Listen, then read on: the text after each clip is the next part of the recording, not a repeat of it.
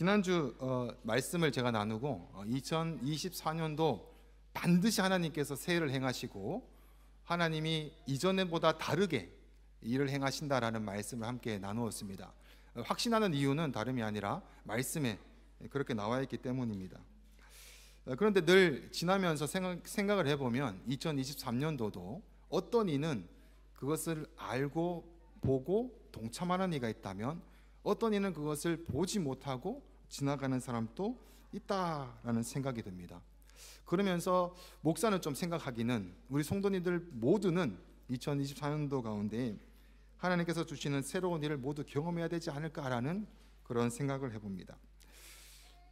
새로운 말씀을 오늘 신년이니까 이렇게 해야 됩니다 이런 것보다는 여전히 보던 사도행전의 강해를 순서대로 진행하고자 합니다. 오늘 말씀의 사도행전 말씀은 어떻게 보면은 스데반 집사가 순교를 당하고 나서 일어나는 첫 번째 사건을 다루고 있어요. 그런데 여러분, 교회가 생겨나고 나서 이 땅 가운데 스데반 집사가 처음으로 순교를 하고 나서 일어난 이 일이 어떤 기준점에 있는지를 아십니까? 오늘은 그 내용을 함께 나누고자 하고 그때 일어났던 일들을 함께 나누고자 합니다. 그래서 우리가 지금 시작하는 이 연도 시점 가운데 우리가 바라봐야 되는 게 이런 것이 아닌가? 우리가 그것을 보아야 되는 것은 이런 것이 아닌가라는 마음으로 오늘 이제 기쁨을 오늘 말씀의 제목을 보면은 큰 기쁨을 보리라는 말씀으로 어떤 이는 분명히 볼 것인데 그것이 성경에는 어떻게 나올까?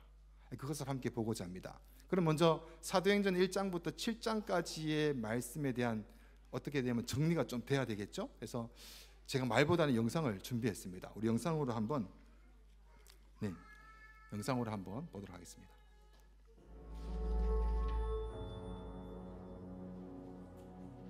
Einer der ersten Berichte über Jesus von Nazareth, sein Leben, seinen Tod und seine Auferstehung, wurde von einem Mann namens Lukas geschrieben. Wir kennen diesen Bericht als das Lukasevangelium. In einem zweiten Band hat Lukas die weitere Geschichte aufgeschrieben. Das ist die Apostelgeschichte. Darin geht es um das, was Jesus nach seiner Auferstehung getan hat. Die Apostelgeschichte beginnt damit, dass die Apostel mit Jesus Gemeinschaft haben, nachdem er von den Toten auferstanden ist. Das ist eine überwältigende Vorstellung. In den folgenden Wochen lehrt der auferstandene Jesus sie alles über sein umgekehrtes Königreich und die neue Schöpfung, die er durch seinen Tod und seine Auferstehung begonnen hat. Das alles ist echt aufregend und die Apostel stehen in den Startlöchern, um der Welt diese Botschaft zu verkünden. Aber Jesus bremst sie und sagt, sie sollen in Jerusalem bleiben, bis sie eine neue Art von Macht bekommen, um treue Zeugen für Jesus und sein Königreich sein zu können. Er sagt, dass ihre Mission in Jerusalem beginnen wird und dann nach Judäa und Samaria weitergeht und von dort aus in alle Nationen. Das ist wie ein Fahrplan durch das ganze Buch der Apostelgeschichte.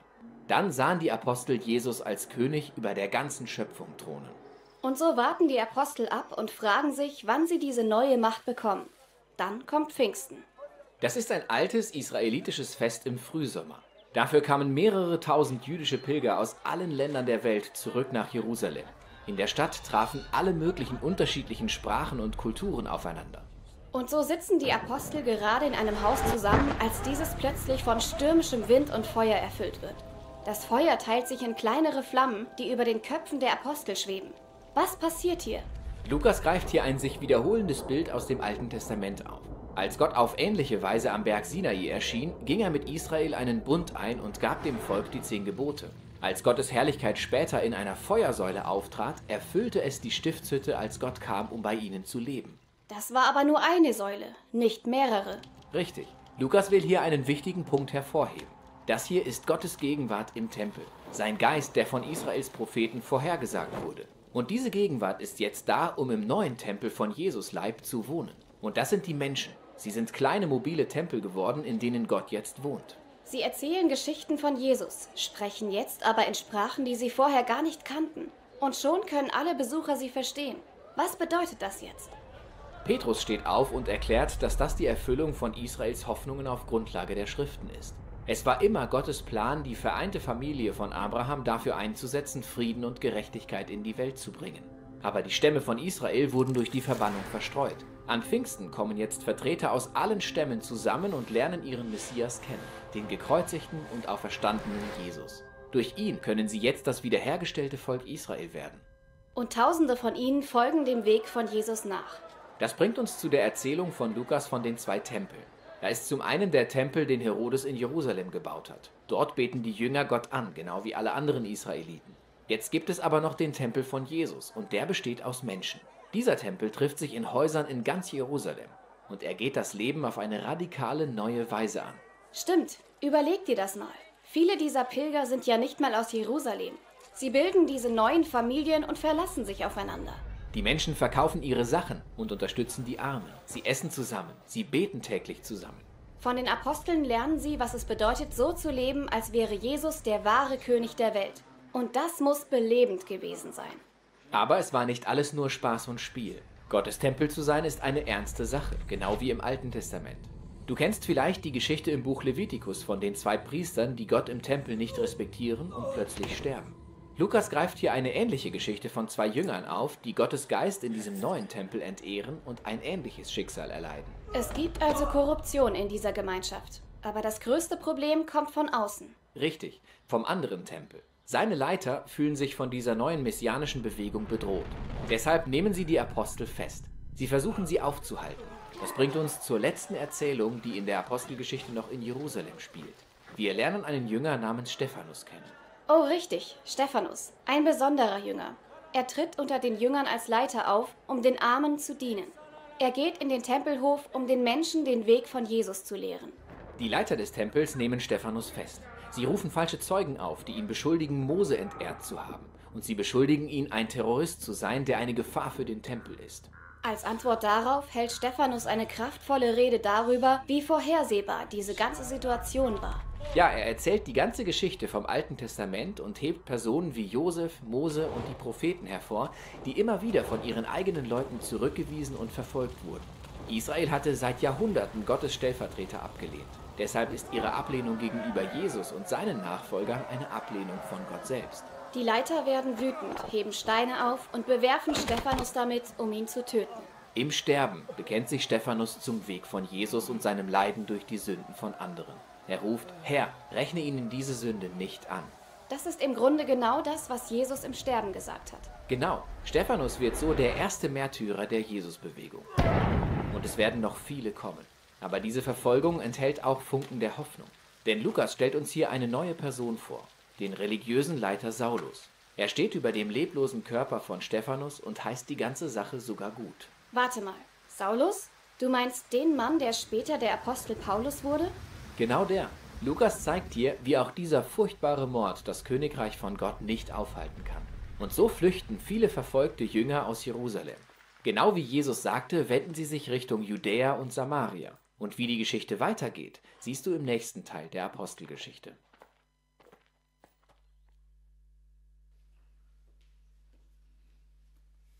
네, 7장까지의 말씀 가운데 이 사도행전은 단락에 나눠서 4등분 아니면 3등분으로 하는데요. 첫 번째 단락은 1장부터 7장까지의 말씀으로 교회가 어떻게 생겨났는지를 이야기합니다. 그 다음 8장에 들어가면서 이제 이 복음이 이방인들에게 전해지는 선교가 이루어지는 시작을 알립니다. 그런데 이 중간에 제가 말씀 전에도 말씀드렸듯이 새로운 일을 행하시고 하나님은 놀라운 일을 우리에게 가장 좋은 것을 주셔야 되는데 교회가 처음 시작되고 나서 주시는 이제 선교가 시작돼야 되는데 일어나는 일은 순교였습니다. 사람이 죽게 됩니다. 자, 우리 1절부터 보면서 그 내용을 더 봅니다. 1절부터 다 같이 봉독합니다. 시작. 사울은 그가 죽임 당함을 마땅히 여기더라. 그날에 예루살렘에 있는 교회에 큰 박해가 있어 사도 외에는 다 유대와 사마리아 모든 땅으로 흩어지니라. 아멘. 이 7장이 끝나면서 교회가 완성이 됐는데 일어나는 일은 핍박과 고통과 스데반 집사가 첫 번째로 예수님 믿는다는 이유로 죽게 됩니다. 그 죽이는 일에 마땅하다라는 말은 이 사울이 스데반 죽었던 게 마땅하다라는 그런 말의 의미는 신성 모독죄로 죽었는데 그 일에 이 스데반이 죽는 일에 사울이 주도적으로 몰아가지고 역할을 감당했다라는 의미를 가지고 있어요.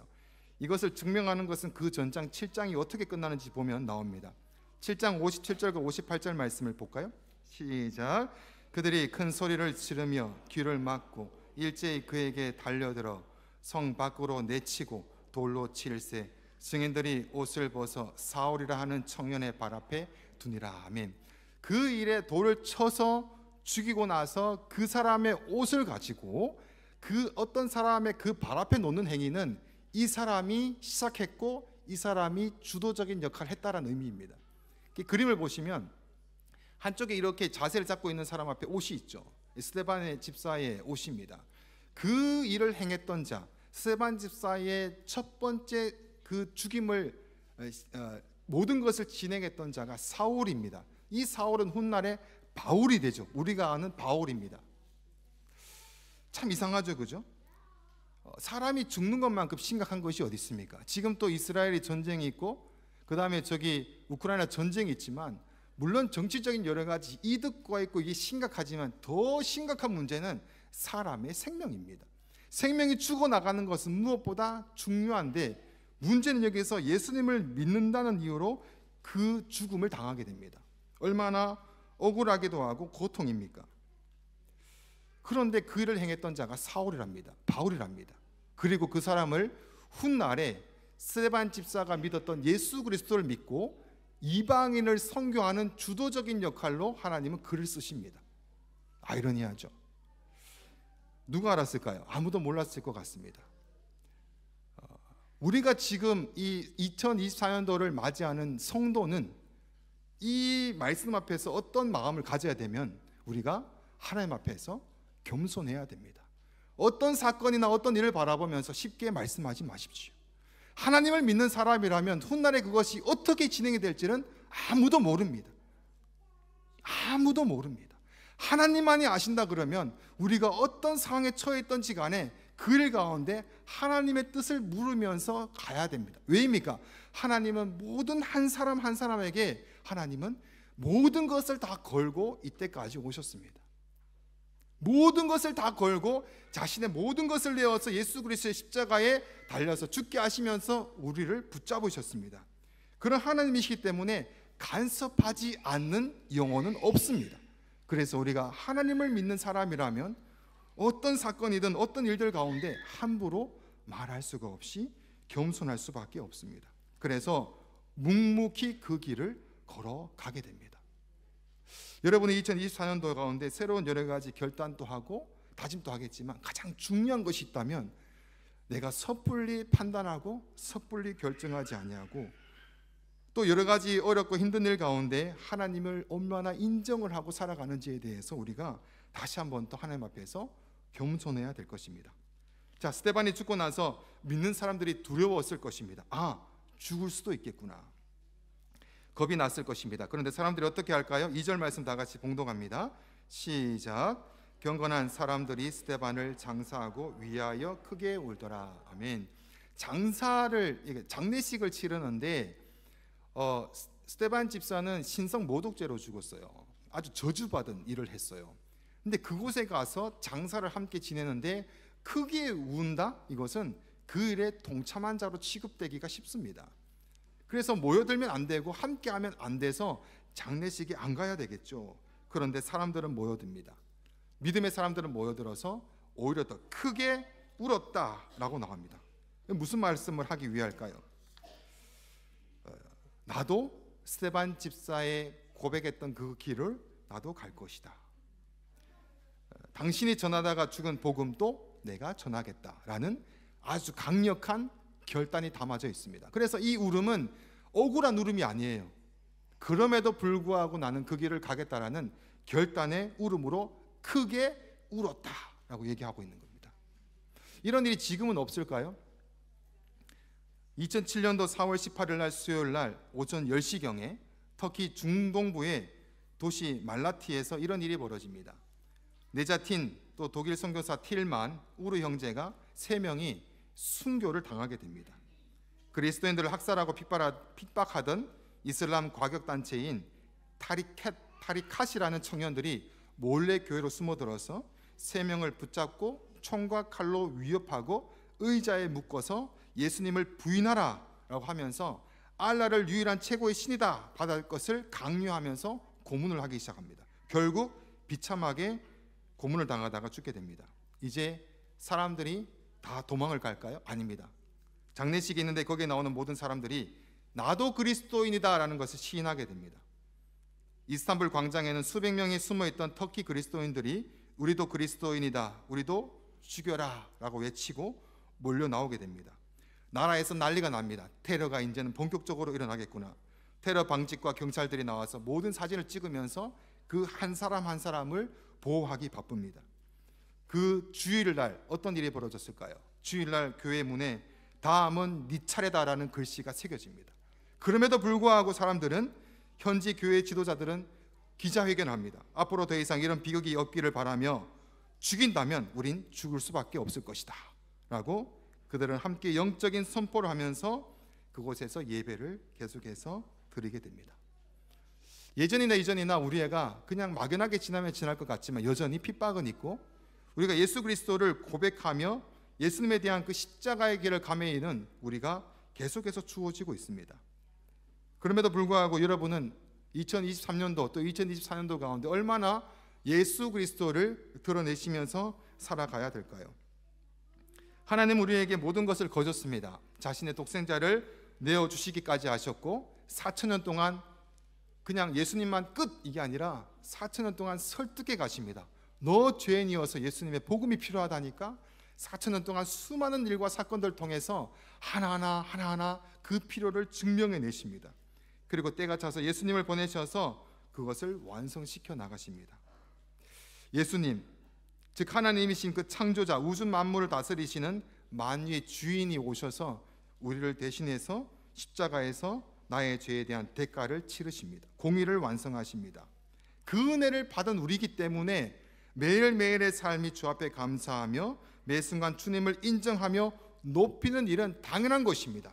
그러면 우리가 어떻게 보면 세상에 나가서 예수 그리스도로 드러내는 것이 부끄러운 일이 되어서는 안 되겠죠.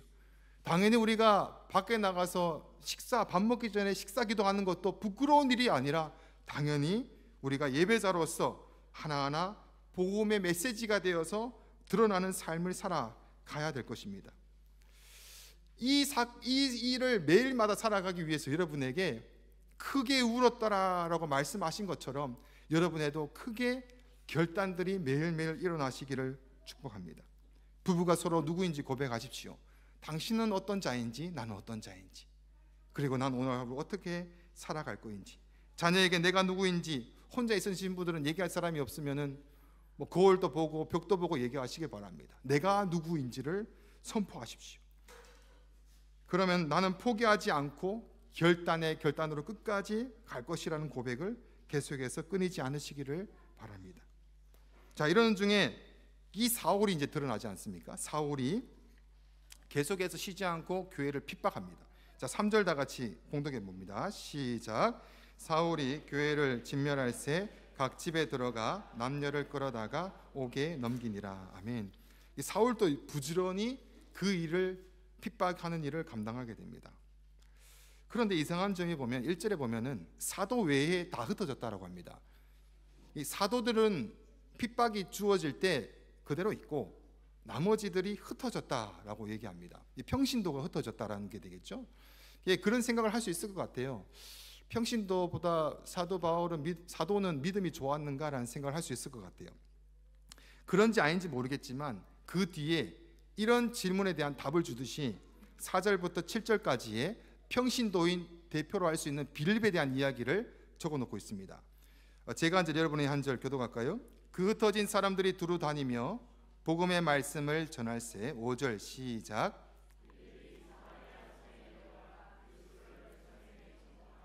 무리가 빌립의 말도 듣고 행하는 표적도 보고 한 마음으로 그가 하는 말을 따르더라. 7절.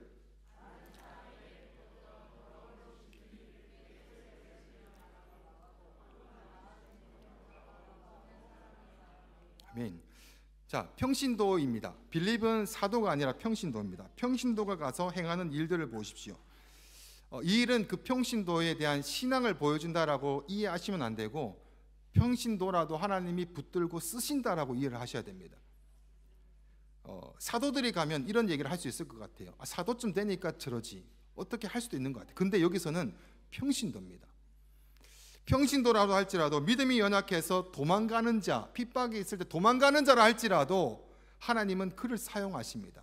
그를 붙들어서 그가 가는 곳 가운데 하나님의 일들을 행하십니다. 앞에 있는 문영근 목사도 부족합니다. 하나님이 붙드셔서 쓰실 뿐이지 문영근 목사가 잘나서가 아닙니다. 모든 일들이 그렇습니다. 교회의 모든 일들은 하나님이 하시는 것이지 사람이 하는 것이 아닌 것입니다. 부족한 모두가 죄인일 뿐입니다. 그 말이 뭐냐 하면 빌립이라는 말로 그것을 증명해내고 있습니다. 그럼 우리가 이 말씀을 보면서 2024년도 가운데 어떻게 생활해 가야 될까요? 사람을 의지하지 말라. 사람의 잘남과 사람의 탁월함과 카리스마로 뭐가 되는 것이 아니다. 하나님을 의지해라. 그를 붙들고 쓰시는 하나님을 의지해라. 교회 가운데서도 그런 얘기를 많이 해요. 물론 위로차 이런 말을 하죠. 우리 형제님, 우리 자매님이 없으면 어떡해요? 역시 우리 자매 형제님 우리 입구에 꼭 필요한 사람입니다. 좋은 얘기 같지만 잘못하면 없으면 안 될 것 같이, 모든 게 망할 것 같은 막 그런 생각이 들지 않습니까? 아닙니다. 하나님이 교회 일을 감당하십니다. 우리는 그 일에 쓰임 받으면서 연약한 자를 붙들고 하시는 하나님의 일을 우리는 보아야 된다라는 것입니다. 그런 여러분이 시대 밖에 세상에 나가서도 동일합니다. 사람을 의지하지 마십시오. 하나님을 의지하고 붙들고 가야 되는 것입니다. 자, 결과를 보고 말씀을 마치겠습니다. 8절 다 같이 봉독합니다. 시작. 그 성에 큰 기쁨이 있더라. 아멘. 여기서 중요한 것은 큰 기쁨도 좋죠. 당연히 복음이 전해져서 큰 기쁨이 있는데 그냥 큰 기쁨이 있더라라고 하지 않고 그 성에라고 얘기를 합니다. 지금 이 성이 어디 나오면 앞에 보면은 빌립이 5절에 사마리아 성에 내려가라고 합니다. 흩어졌던 사람들이 모였던 첫 번째 장소는 사마리아 성이었고 그 성에 복음이 전해지자 사람들이 크게 기뻐합니다. 이것이 말하는 의미는 성경을 조금 아시는 분들은 이해하실 것 같아요. 사마리아 성이 무엇입니까? 옛날에 아수르가 이스라엘을 잡아삼켜서 데려갔을 때 이 나라를 없애기 위해서 정책을 하나 세웁니다. 이 민족성을 없애야 되겠다. 이 나라 믿는 이 종교를 없애버려야 되겠다. 그래서 이 피를 썩기 시작합니다. 자, 아수르 사람과 결혼하면 그러면 너희들에게 어떠어떠한 혜택을 줄 것이다. 하지만 결혼하지 않으면 너희들은 먹고 살 수 없을 정도로 모든 행정적인 것을 다 막아버립니다. 자, 이런 일이 두 가지 부류가 나타나죠. 도저히 안 되겠어. 나는 그냥 그래도 나는 어떻게든 살아가야 되겠어라고 해서 밥을 한 끼 먹더라도 어떻게든 살아남아야 되겠어라고 해서 괴로움과 고통 가운데 피를 안 쏟고 살아갔던 유대인들. 한쪽에는 어떠냐면 안 되겠어. 그냥 그냥 결혼해야지 뭐 어떻게 먹고 살아야 되지 않겠어라고 해서 그 피를 쏟기 시작하는 부류가 있습니다. 자, 이제 아수르가 무너지고 망하고 이제 평화가 주어집니다. 옛날에 혹독한 고통 가운데 지켰던 자들이 들고 일어납니다. 이런 피를 섞었던 자들을 물러가라. 이런 더러운 자들, 하나님의 그 민족성을 너희들은 다 더럽혔다라고 하면서 몰아 세운 곳이 살아가는 사람들이 사마리아 성 사람들이었습니다. 그래서 유대인들은 그 길을 지나지 않았으며 그들을 개나 돼지 취급을 했었습니다. 그런데 예수님은 오셔서 그쪽으로 들어가서 우물가의 여인에게 물 한 잔을 달라고 부탁을 하셨던 것입니다. 그런데 이 초대교회가 일어나고 핍박이 일어나고 교회가 흩어지고 나서 첫 번째로 도달했던 곳이 바로 이 사마리아 성입니다. 이곳에 가서 복음을 전했을 때 이곳에서 큰 기쁨이 일어나게 됩니다.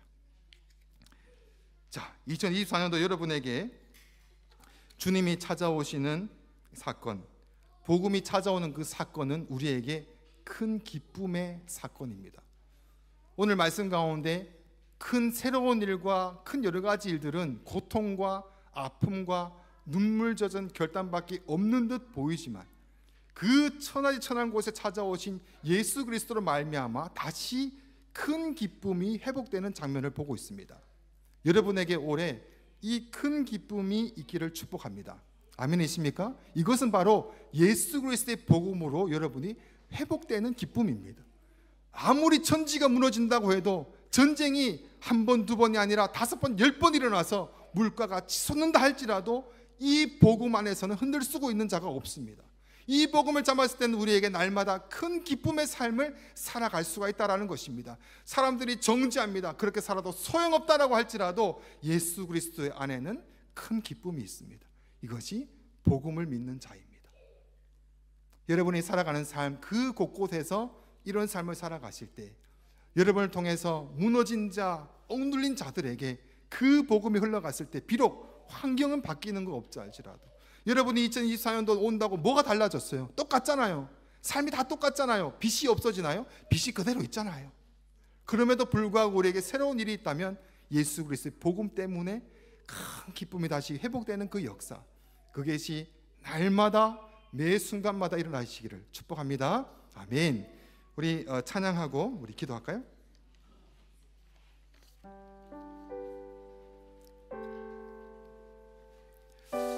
내가 매일 기쁘게 이 길을 행하는 길을 걸어가는 것은 하나님의 팔을 나를 지키십니다. 내가 주의 큰 복을 받는 참된 비결은 하나님의 그 영이 나와 함께 하심이라. 성령이 나와 함께 하셔서 늘 말씀하여 주시고 깨닫게 하시고 그 길을 하나하나 알려주셔서 우리가 그 복음 안에 날마다 깨달아지는 풍성함을 누리게 됩니다. 이것으로 우리가 만족하는 2024년도가 되기를 축복합니다. 아멘. 어디를 가시든지 어디에 속하든지 간에 다른 것 보지 마시고 우리가 예수 그리스도의 복음 안에서 다시 한번 더 큰 기쁨이 회복되는 복된 삶이 되시기를 축복합니다.